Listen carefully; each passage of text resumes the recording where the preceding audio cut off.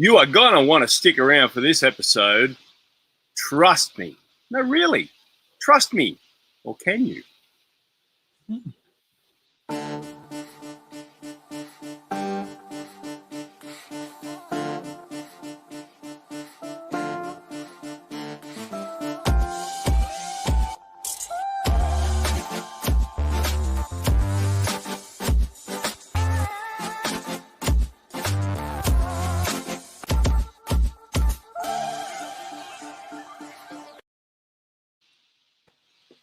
Well, hello. So, hello, two chaps, many cultures. Can you be trusted, Brett?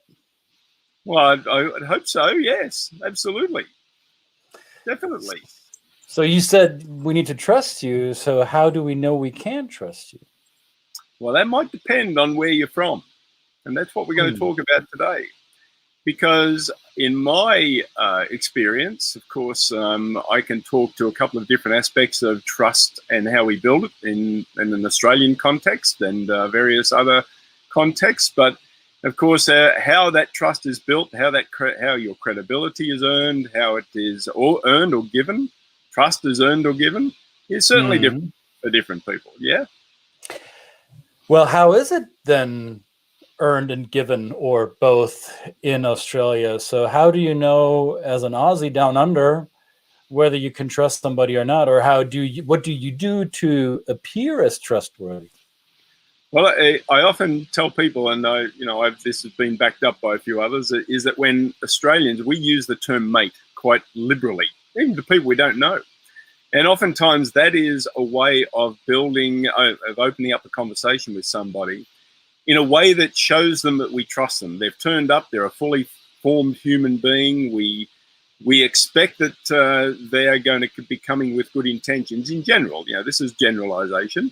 But we then, obviously, through our subsequent interactions or building or working with them or building a relationship with them, then we decide on whether that trust is either justified or whether we might have to change our ways. And of course, that if we were to apply, and I've applied that with different people around the world, and it's not that people have been untrustworthy, it's just I've realized that their trust, their idea of building trust as far as giving it to me is quite different, and therefore I have to actually put a little bit of work in to do it, to be trusted, So the way you explain it, it sounds similar to the way trust is extended in North America.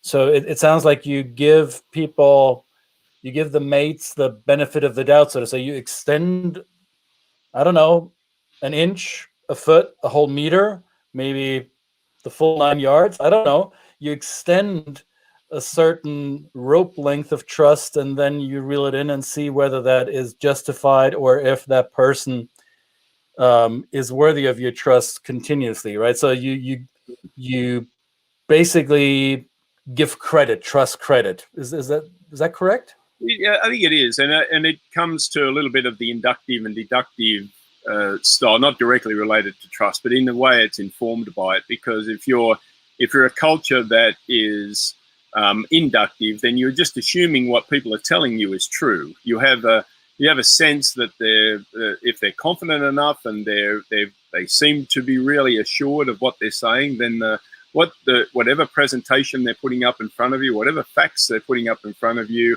you might deem them and assume them to be true. But others might be deductive in terms of where you have to provide a lot of the justification, the data to back up your claim in order for them to trust what you're presenting to them is actually valid.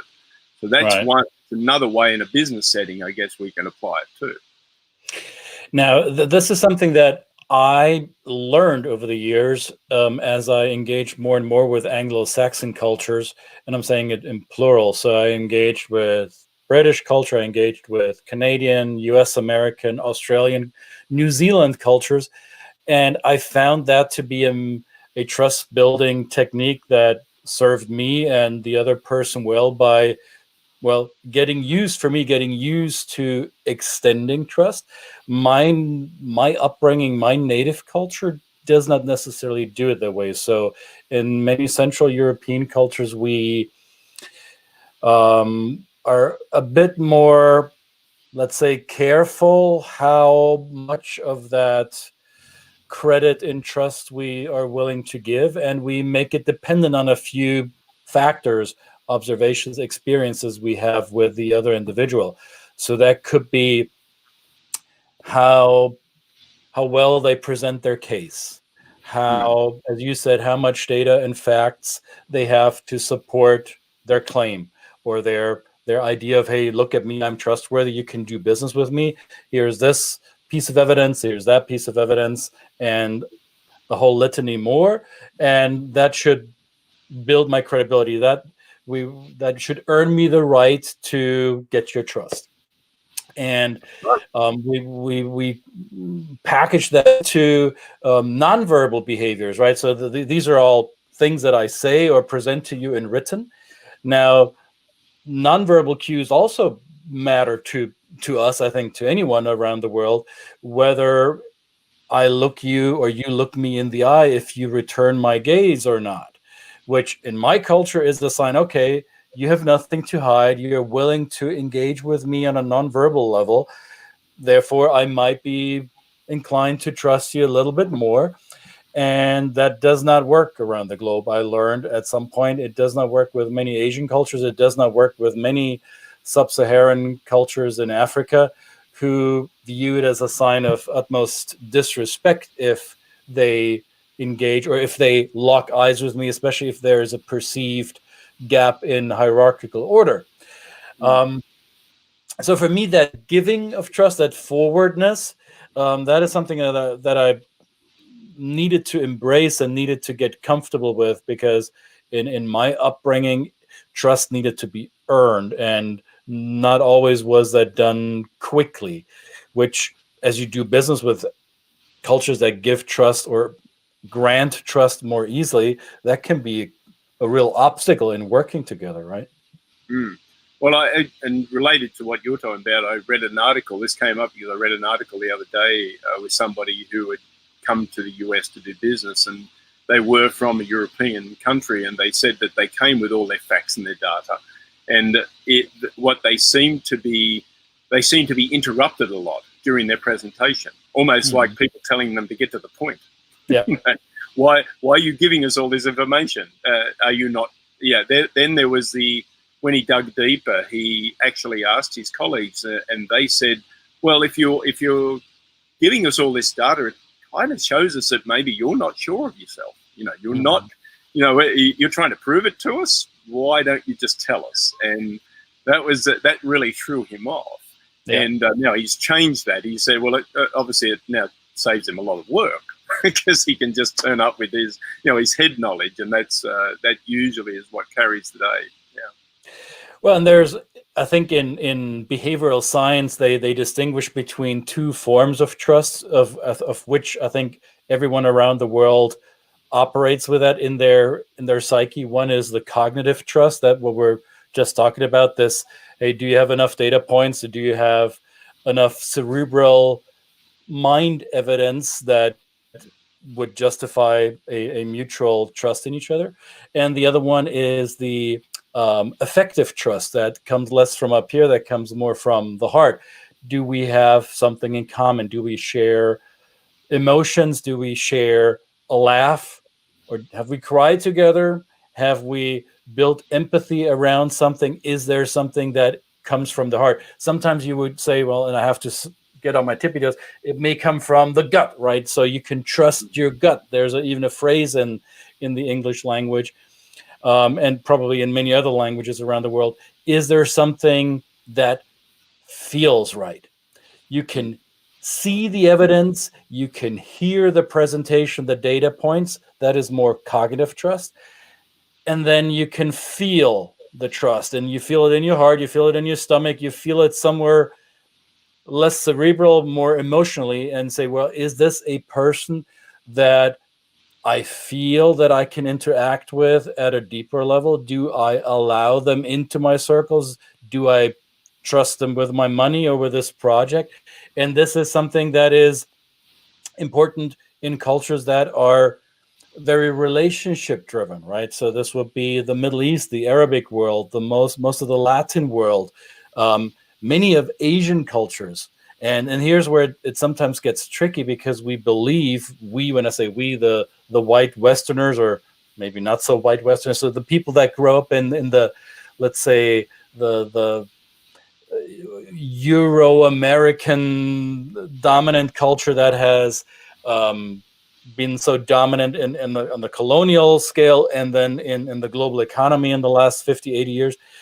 So if we're dealing with Asian cultures, sub-Saharan African cultures, it's easy to believe in yourself that you can build that level of effective trust with somebody by simply presenting yourself as trustworthy and say, hey, okay, I can build a relationship, I can invest that time.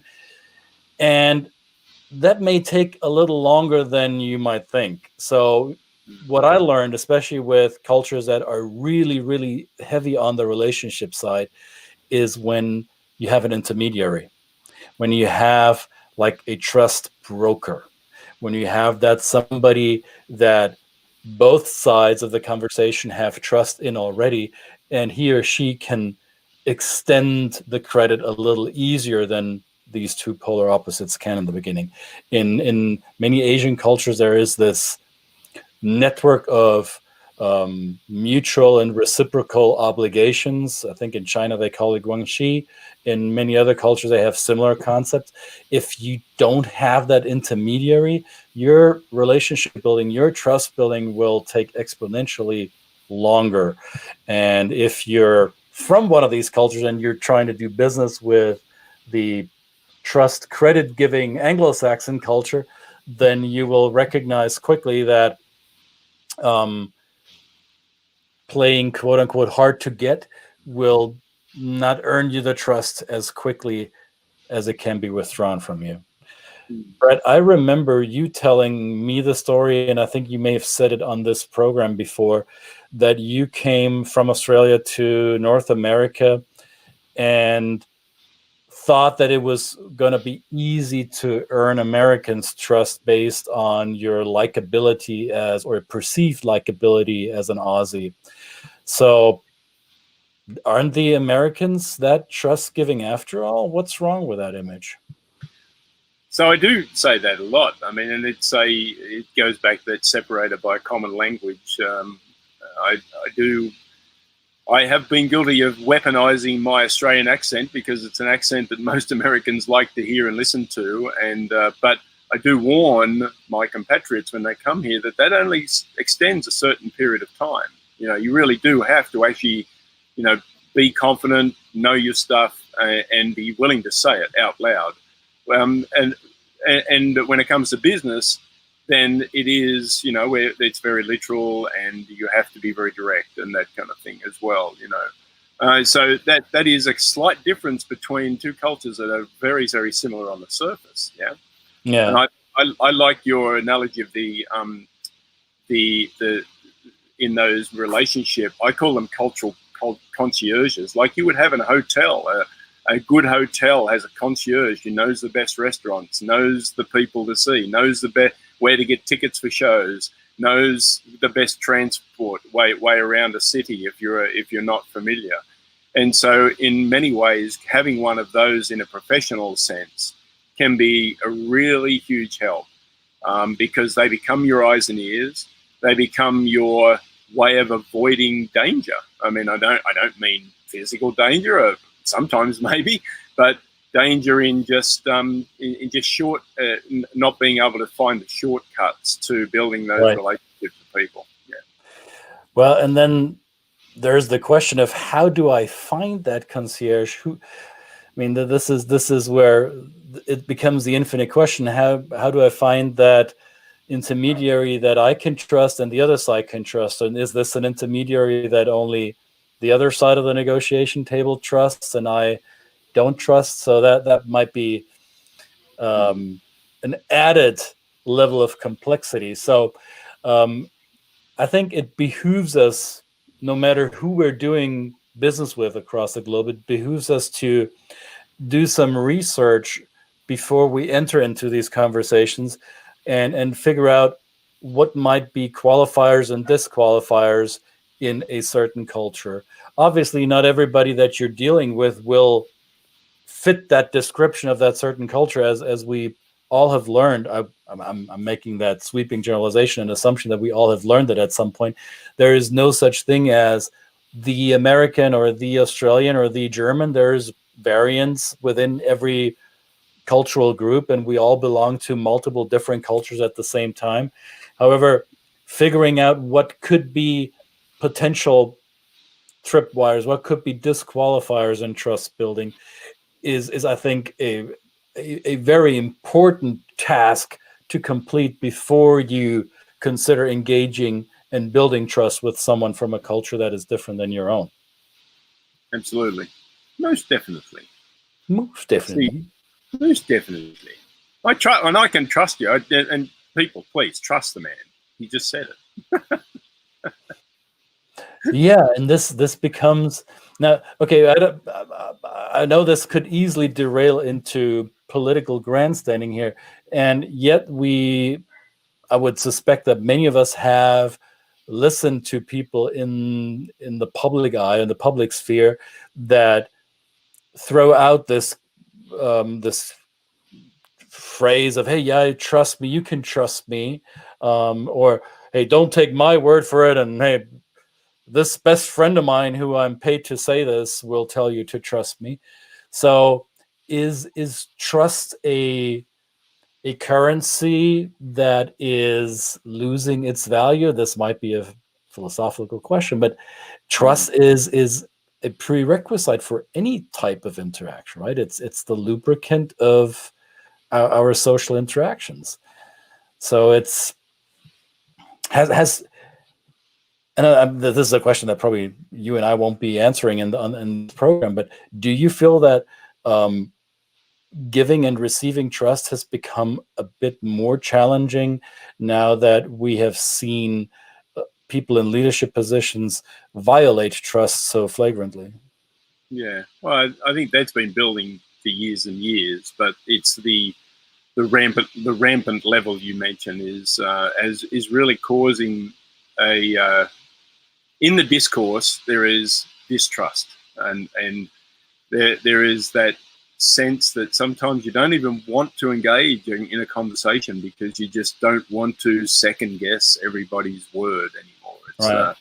it's a difficult and it's a very, very mentally challenging set of circumstances to be having to do that all the time, when trust and reliability and one's word, one's information that you rely on is dependent on the, as you said, the lubricant that makes business run.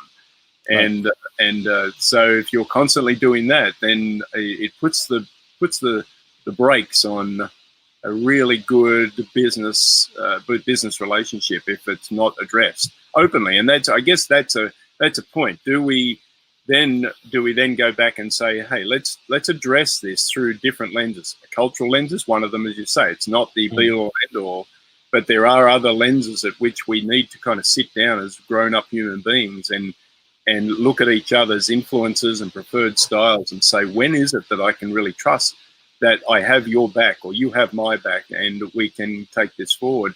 Right now is probably the more important time than I've ever seen, that we need to have those intentional conversations and explore. Again, we've always talked about understanding ourselves as well. Let's not just put the blame on the other. Understand ourselves. We may not be, as truthful as we think we are. And I think we'd all been, we always tell little white lies to our kids when we want to or even though we might be truthful, at least by our own standards, we may not always be perceived as trustworthy as we think of ourselves, right? So even if you think of yourself that you're super trustworthy, who is to say that the world out there will see it the same way? And I think I don't have an easy answer for this. However, the very basic answer for this is one of my mantras, that every human behavior at its heart, at its core, has a positive intent.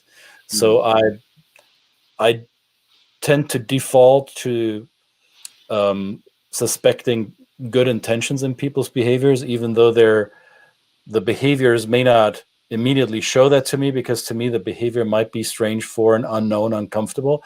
But still, I remind myself that there is a positive intent behind all of this. Now let's find out what it is. And that finding out process, that detective work, requires engagement. It requires interaction. And that's maybe an oversimplification. However, unless we trust ourselves to be good at interacting, how is there supposed to be trust from somebody else? So it all starts here. Trust yourself up here and in here. And that might be the first step for mutual trust. Absolutely. Very good, sir. Well, thank you very much. That was great. Interesting. Thank you for trusting me with this, Brett. Well, well, we know each other. See, we've built this trust. It's great. And tell us what your thoughts are. What experiences have you had in building trust, losing trust, gaining it back if you've lost it? Comments, questions in the chat. Let us know. Even emails. You can send emails. You can send direct messages that no one else can see if you don't want to talk about this in public, because trust is a touchy subject for some. So that's right. Here's how you find us. It's right there. It's going from here over there. So it's absolutely easy. All right, guys. Well, that's fun. Thank you very much again for another wonderful day. Episode 67 of the Two Chaps, Many Cultures is in the bag. In the bag. Trust us. Bye-bye. Have a great one, everybody.